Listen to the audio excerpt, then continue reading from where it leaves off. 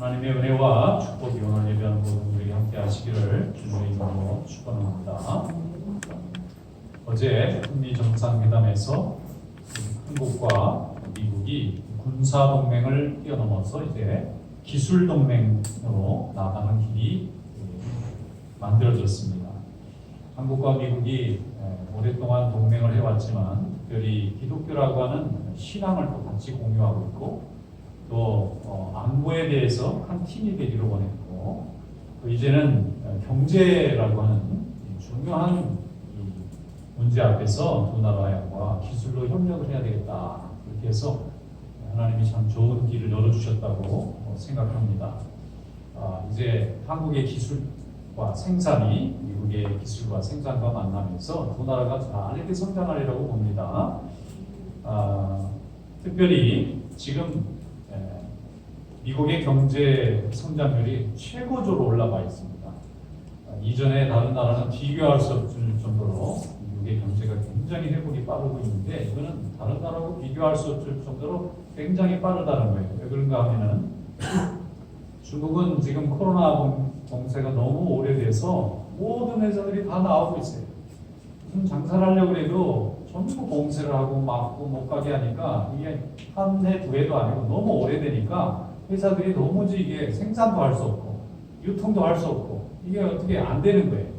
그래서 중국 시장에서 예전에는 이렇게 노동력이 싸고 또 기술도 많이 발전하고 그래서 모든 세상의 이 회사들이나 공장들이 중국에 다 들어가서 세상의 이 세계의 공장이라고 할 정도로 모든 회사들이 들어가 있어서 그게 중국을 굉장히 이렇게 부강하게 만들었는데 지금은 반대 현상이 일어나요. 전부 다 나오는 거예요.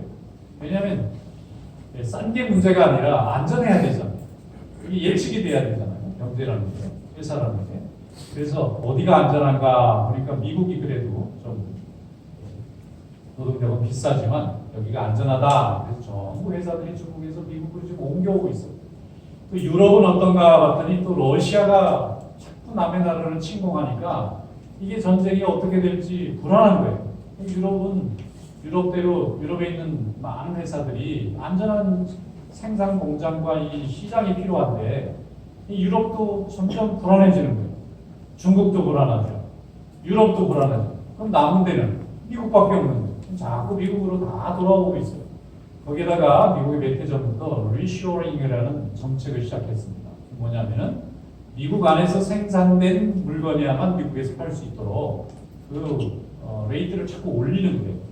그래서 미국에 와서 공장을 짓고 여기서 생산한 물건은 세금도 적게 주지만 남의 나라에서 생산한 물건을 갖고 오면 자꾸 비싸게 받겠다 이렇게 하니까 점점 회사들이 여러 가지 이유로 미국에 자꾸 들어와서 이제 공장도 많이 세우고 장사도 많이 하게 되는데 세계 모든 회사들이 지금 미국에 새로운 시장 지역을 만들기 위해서 지금 탐사도 하고 세우려고 계획을 많이 세우고 있습니다. 점점 하나님께서 이렇게 세계 정세를 짚고 새로운 방향으로 흘러가게 하고 있는데 과거에 공산주의 하던 나라들, 사회주의 하던 나라들은 굉장한 기술력과 또 강한 군사력을 가지고 있는데도 왜 지금까지도 세계 중심이 되지 못하나? 그것은 하나님의 말씀에 달렸어요. 그들이 하나님의 말씀을 듣고 순종한 나라의 좋은 혜택을 다 받고 성장했는데도 불구하고 그 말씀을 진심으로 따를 마음이 없습니다. 그저 자기의 힘만 자꾸 과시하려고 하다 보니까 남의 나라를 자꾸 침략하게 되고 또 생명을 존중하지 않고 경시하고 이렇게 되다 보니까 스스로 그 체계가 자꾸 붕괴되고 줄어들고 나중에는 약해질 수밖에 없는 거예요. 조금 힘이 들만하면 이 힘을 가지고 하나님 말씀에 순종해서 선한 목적으로 쓰면 나라가 강해질 텐데 조금 힘이 생기면 남을 침략하고 생명을 경시하는 방향으로 자꾸 이 힘을 쓰게 되니까 올라가다가 도로 무너지고 올라가려다가 도로 내려갈 수밖에 없도록 이렇게 되어 있다는 것입니다. 그들이 볼 때는 하나님의 말씀이 아무것도 아닌 것처럼 보일지 모르지만 하나님의 말씀은 세상을 창조하시고 세상의 모든 인간을 만드시고 모든 공동체를 만드신 그 능력이 바로 하나님 말씀 속에 있는 것입니다. 그들 스스로가 하나님 말씀을 듣지 않다가 복받지 못하는 것을 하나님 말씀이 살아있다는 것을 그들이 스스로 증명하고 있는 거예요. 오늘 하나님이 주신 이 신명기의 말씀이 우리에게 하나님의 복이 되는 귀한 은혜의 말씀 될 수 있기를 축원합니다. 다 같이 신명기 28장 1절부터 6절 말씀을 함께 다 읽어보도록 하겠습니다. 내가 하나님 여호와의 말씀을 삼가 듣고 내가 오늘 내게 명령하는 그의 모든 명령을 지켜 행하면 내 하나님 여호와께서 너를 세계 모든 민족 위에 뛰어나게 하실 것이라. 내가 내 하나님 여호와의 말씀을 청종하면 이 모든 복이 내게 임하며 내게 이르리니 성읍에서 복을 받고 들에서도 복을 받을 것이며 내 몸의 자녀와 내 토지의 소산과 내 짐승의 새끼와 소와 양의 새끼가 복을 받을 것이며 내 방주리와 떡반죽 그릇이 복을 받을 것이며 내가 들어가도 복을 받고 나가도 복을 받을 것이니라. 아멘. 모세가 이 말씀을 전한 것은 신명기에서 말씀을 전했는데 이스라엘 백성들이 출애굽한 지 40년이 되었습니다. 이제 40년이 되어서 이제 가나안 땅에 들어갈 것을 이제 눈앞에 두고 있는데 이 광야에 들어가기 전에 백성들을 이렇게 보니까 이게 다 세컨드 제너레이션들인 거예요. 부모 세대들은 다 광야에서 죽고 광야에서 태어난 출생지가 광야인 세대들이 지금 다 40이 넘어가지고 이제 이스라엘의 메인 제너레이션이 됐어요. 그런데 이 사람들은 시내산에서 자기 부모들이 하나님 앞에 십계명 받을 때는 없었던 사람들. 부모님들이 그 얘기를 계속 전해서 알고는 있지만 직접 자기가 그걸 경험해 본 세대가 아닌 겁니다. 그러니까 한 달이 건너간 거예요. 한 세대가 넘어갔어요. 그런데 그들의 부모들이 있었던 그 자리는 다 세상을 떠나고 이제 그 자녀들이 부모의 모습으로 다 지금 기성세대가 돼서 있는 것입니다. 그런데 모세는 나이가 이미 120살이 다 됐어요. 이제 하나님 부르실 날이 얼마 남지 않았어요. 이 세대가 하나님이 약속하신 대로 가나안에 들어가서 그 약속의 땅을 차지해야 되겠는데 그 약속의 땅이라고 하는 그 땅은 지금 우상 숭배가 가득 차 있는 땅입니다. 그 가나안의 우상 숭배와 이교도의 문화, 이방 문화가 아주 넘치는 것입니다. 이스라엘 백성들이 신앙으로 무장하지 않고 정신적으로 훈련되지 않은 상태에서 그 풍요의 땅에 들어가면 금세 하나님을 잊어버리고 우상 숭배에 빠져들고 죄악에 빠져들어서 이스라엘 백성들의 정체성 자체가 사라져버리고 이 우상을 섬기는 이방 사람들의 문화에 흡수돼 버릴 수밖에 없는 그런 위험성을 보게 되었어요. 그래서 이 새로운 세대들에게 하나님의 말씀을 마음에 굳건하게 새겨주지 않으면 안 되겠다 해서 이스라엘 백성들을 모압 평지에 다 앉혀놓고 모세가 설교를 합니다. 하나님의 종으로 일생 동안 주님께 쓰임받은 종으로 설교를 하게 되었는데 신명기는 4번에 걸쳐서 모세가 새로운 제너레이션들에게 하나님의 말씀을 전한 설교로 모아져 있어요. 설교가 4편으로 되어 있어요. 근데 이게 신명기입니다. 신명기의 본래 뜻은 들으라 이스라엘아 그런 뜻입니다. 들으라는 거예요. 잘 듣고 새기라는 거예요. 이것이 신명기의 원래 뜻입니다. 이에 모세는 하나님의 말씀을 생명처럼 마음에 새길 것을 강조하게 되었는데 이 말씀에 순종하면 모든 민족 위에 뛰어난 이름을 주시고 또 잘 믿고 순종하면 하나님이 행하는 모든 일마다 복을 주시겠다고 재확인을 시켜주는 거예요. 이스라엘 백성도 이미 다 알고 있는 겁니다. 이것은 하나님을 모르는 민족에게 복음을 새로 소개하는 말씀이 아니에요. 이미 평생 동안 모태신앙으로 하나님과 더불어 그의 부모들과 함께 일생 동안 하나님께 예배드리고 하나님 앞에 찬양하면서 일생 동안 살았던 백성들이 있지만 마음속으로 혹시 세상을 바라보고 믿음을 잃어버릴까봐 혹시 세상을 바라보고 정욕에 끌려서 하나님이 주신 약속을 잊어버릴까봐 다시 한번 리마인드 시키고 다시 잊지 않도록 새겨주기 위해서 하신 말씀입니다. 오늘 이 말씀을 통해서 하나님께서 주시는 말씀이 오늘 우리들의 말씀이 될 수 있기를 주님의 이름으로 축원합니다. 광야 2세대는 이미 어릴 때부터 하나님의 말씀을 잘 알고 있는 사람들 그리고 그 말씀을 통해서 열심히 살았지만 이 말씀이 가지고 있는 의미에 대해서 무엇을 배워야 되는지 정확하게 이해를 못하고 있기 때문에 가르쳐주는 거예요. 가장 중요한 말씀의 핵심은 뭐냐면은 이미 이스라엘 백성들은 하나님으로 복을 많이 받은 상태라는 거예요. 새롭게 무엇을 복을 받기 위해서 노력할 필요가 있는 것이 아니라 이미 하나님이 내게 얼마나 큰 복을 주셨는지를 깨닫고 있으라는 겁니다. 이미 하나님의 자녀로 선택이 됐어요. 그리고 그들은 이미 하나님의 은혜 안에서 살고 있습니다. 이것이 이들에게 이미 복입니다. 이미 복받고 있는 사람은 너무 이것이 날마다 채워진 복에 살기 때문에 복을 가끔씩 망각할 수가 있어요. 하나님이 이미 내게 많은 복을 주셨는데 내가 복이 없는 게 아닌가, 내게 새로운 복이 더 필요한 게 아닌가, 이렇게 생각할 수 있다는 것입니다. 이미 가지고 있는 하나님의 축복을 잊지 말라고 하시는 말씀이에요. 여기 보면은 성읍이 나오잖아요. 성읍에서도 복을 받고 들에서도 복을 받고 이렇게 돼 있잖아요. 성읍이라는 것은 내 집입니다. 들이라는 것은 내 일터를 말해요. 그리고 자녀들이라고 하는 것은 내 가정을 말하고 또 내 소산이라는 것은 내 사업을 말하는 것입니다. 짐승의 새끼나 소와 양은 모두 내가 날마다 일해서 얻게 되는 것들이에요.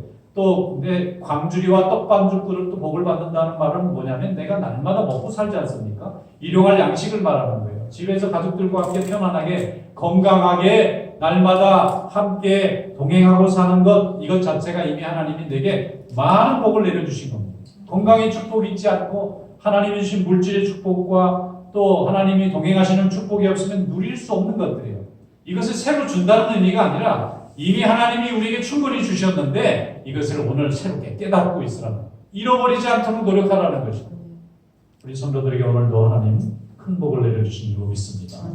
하루 24시간 일주일 내내 1년 내내 하나님은 우리를 한 번도 떠나신 적이 없어요. 우리가 예수 믿고 하나님의 자녀가 된 순간부터 하나님은 우리 곁에서 한 번도 우리의 호흡 바깥에 계신 적이 없습니다. 그래서 이 하나님을 깨닫고 감사할 줄 알아야 되는데 너무 하나님의 은혜가 크니까 자꾸 망각하고 나는 은혜를 못 받고 있거나 나는 축복을 못 받고 있는 게 아닌가 하고 오해할 수 있다는 것입니다. 당시 이스라엘 백성들이 이 말씀을 들을 때는 이해가 안 됐을 수도 있어요. 왜냐하면 자기들이 지금 광야에 사는 삶은 고달파요. 광야 생활은 떠돌이 생활이에요. 1년에 한 번씩 전부 장막들이 이동하는 생활이에요. 정처 없이 움직입니다. 자기들이 정착할 땅 한 조각도 없어서 자꾸 남의 정착지를 이동하면서 눈치 보면서 다니는 삶입니다. 고달픕니다. 농사를 지을 땅도 없어요. 어디 가서 자기들을 환영해 줄 땅도 없습니다. 그런데 우리가 무슨 복이 있다는 겁니까? 이스라엘 백성들은 그렇게 항변할 수도 있습니다. 우리가 다른 나라에 비해서 땅도 없고 농사 지을 수 있는 곡식도 없는데 우리가 무슨 복을 받았습니까? 다른 사람들에 비해서 가장 복이 없는 사람들처럼 그들은 생각했을 수도 있습니다. 그런데 그들을 향해서 하나님의 종은 선포하기를 이미 많은 복을 받았다는 것입니다. 그 복이 무엇이냐면 하나님이 함께 하시는 복이라. 하나님이 우리와 함께 하고 있다는 복입니다. 우리가 예수를 믿고 있지 않느냐는 거예요. 예수 그리스도 하나님의 자녀로서 살고 있지 않느냐는 것입니다. 한 번은 어떤 분이 제게 와서 말씀을 한 거예요. 어떻게 말씀하느냐면 자기는 왜 하나님이 복은 안 주시고 이렇게 집만 많이 주는지 모르겠다고 낙심을 하는, 한탄하는 거예요. 그래서 제가 얘기를 했어요. 이미 집사님은 많은 복을 받으셨다.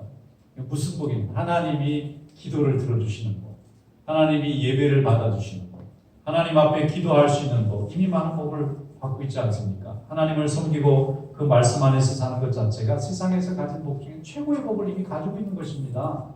세상 모든 사람들, 아무리 돈 많은 사람, 높은 지위를 가진 사람도 나보다 더 평안하고 나보다 더 안전하고 나보다 더 기쁘고 그렇게 사는 게 아닙니다. 그들 나름대로 다 고통이 있고 다 어려움이 있지만 우리는 하나님을 섬기고 하나님의 은혜 가운데 거하기 때문에 오늘 그것이 큰 복입니다.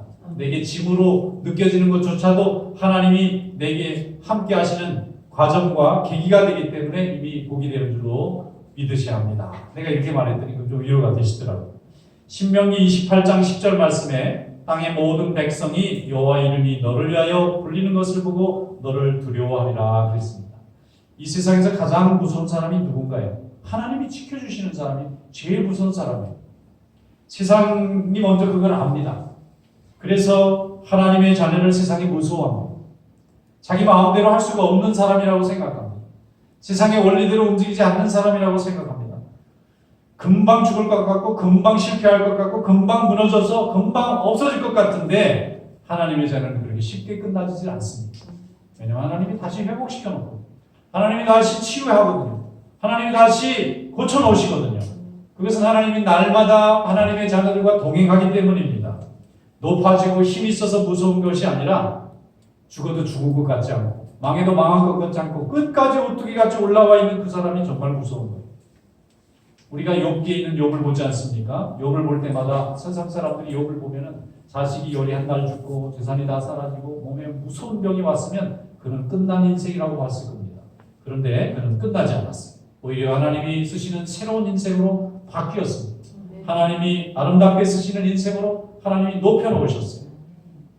신명기 28장 13절로 14절 말씀에 이렇게 되어 있습니다. 여호와께서 너를 머리가 되고 꼬리가 되지 않게 하시며 위에만 있고 아래에 있지 않게 하시리니 오직 너는 내가 오늘 내가 명령하는 내 하나님 여호와의 명령을 듣고 지켜 행하여 내가 오늘 너희에게 명령하는 이 말씀을 떠나 좌로나 우로나 치우치지 아니하고 다른 신을 따라 섬기지 않으면 이와 같이 되리로다 라고 말씀했습니다. 왜 하나님을 믿는 백성이 머리가 되고 꼬리가 되지 않을까? 왜 하나님을 믿는 백성은 사람들의 생각을 이끌어가고 있을까? 왜 하나님을 믿는 백성들은 모든 세상에서 항상 존경을 받는 앞서가는 사람으로 하나님이 사용하실까? 세상이 믿는 하나님의 백성을 두려워하는 것은 하나님의 뜻을 따라서 살아가기 때문에 그 세상은 두려워해요. 우리를 부러워합니다.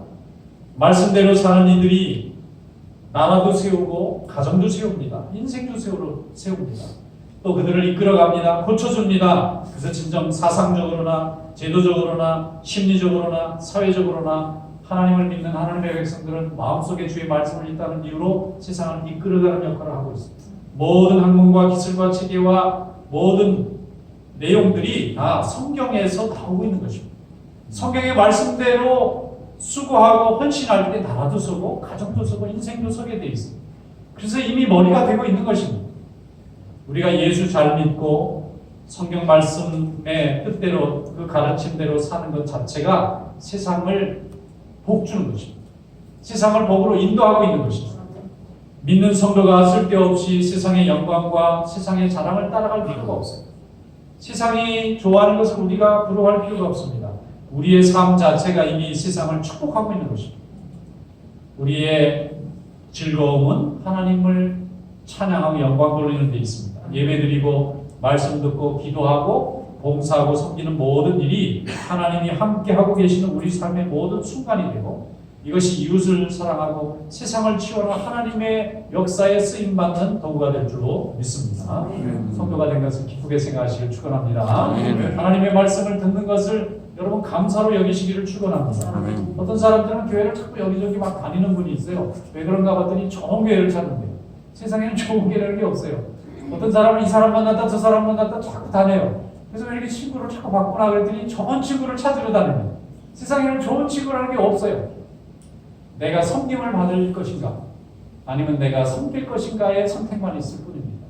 그러면 우리가 행하는 모든 것마다 다 좋은 교회가 되고 좋은 친구가 되는 것입니다.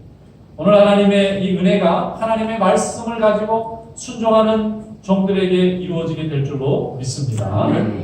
이미 하나님께서는 우리에게 많은 복을 주셨어요. 우리와 동행하는 복, 우리의 인생을 아름답게 세워주는 복입니다. 그 받은 복을 가지고 우리가 어느 곳에서 이 받은 복을 쓰고 헌신할까? 이게 우리가 섬김의 관심인 거예요. 하나님이 내게 물질도 주시고 건강도 주시고 복된 가정도 주시고 좀 좋은 지혜도 주셨어요. 이 주신 것을 감사하기 때문에 섬겨야 되는 거죠. 섬김을 받는 것이 아니고 섬기는 겁니다. 하나님이 내게 이미 많은 것을 주셨는데 그러니까 하나님께 믿음 가진 사람들이 나라도 세우고 가정도 세우고 세상도 이끌어가는 거예요. 근데 하나님 모르는 사람은 정반대로 생각합니다. 손해봤다고 생각해요. 빼앗겼다고 생각해요. 잃어버렸다고 생각해요. 억울하다고 생각해요. 그러니까 남하고 좋은 관계를 유지하고 싶지 않은 겁니다. 남을 자꾸 미워하게 되고 원망하게 되고 불평하게 되고 억울해합니다. 그런데 믿는 사람들은 하나님의 신 복이 감사하기 때문에 어떻게 하면 이 받은 복을 남을 줄까? 어떻게 하면 하나님께 받은 이 은혜를 갚아볼까? 수고하고 애쓰다 보니까 감사하는 삶이 되고 헌신하는 삶이 되는 거예요. 불평과 원망으로 세상을 허비하고 인생을 허비하지 않는 성도 될 수 있기를 축원합니다. 은혜와 감사와 헌신을 가지고 하나님께 나아가는 성도가 될 수 있기를 축원합니다.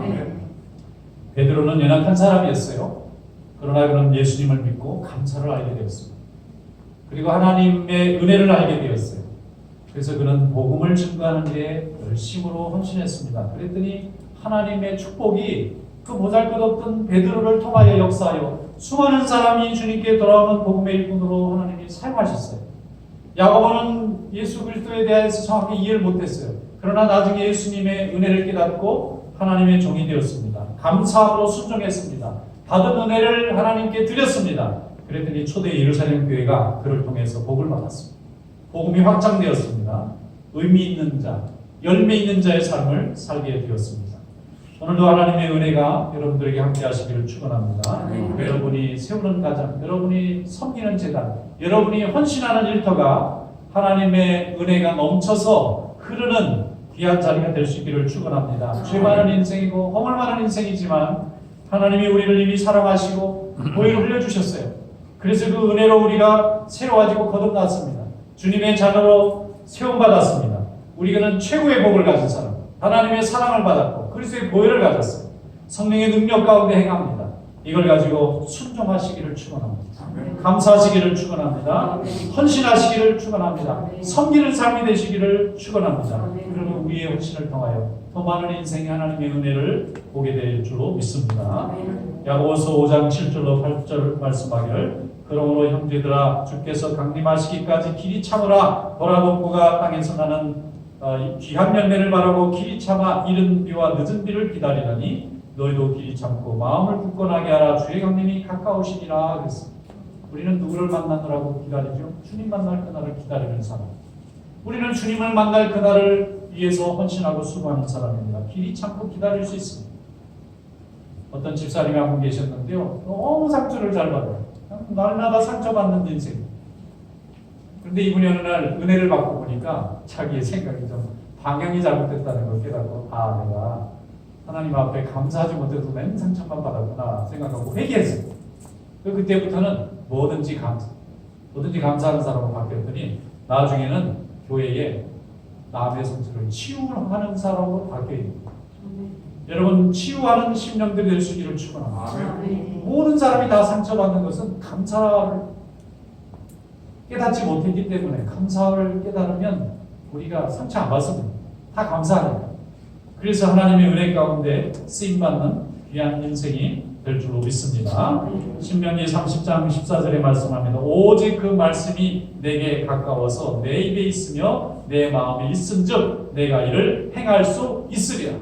이미 말씀이 있으니까 행하기만 합니다. 그 말씀을 믿고 순종하기만 합니다. 그러면 하나님의 역사가 이루어지게 될 줄로 믿습니다. 믿음의 축복이 오늘 성도들에게 함께 하시기를 주님의 이름으로 축원합니다. 기도하겠습니다. 거룩하신 하나님 아버지 감사합니다. 오늘 저희들에게 주신 이 은혜와 사랑으로 인하여 감사드리고 이 말씀을 통하여 주님께 영광을 돌립니다. 주신 말씀을 따라 축복받은 자답게 축복의 통로답게 하나님 앞에 순종하며 항상 섬기는 삶이 될 수 있도록 인도하여 주시옵소서. 예수님의 이름으로 감사하며 기도드리옵나이다. 아멘.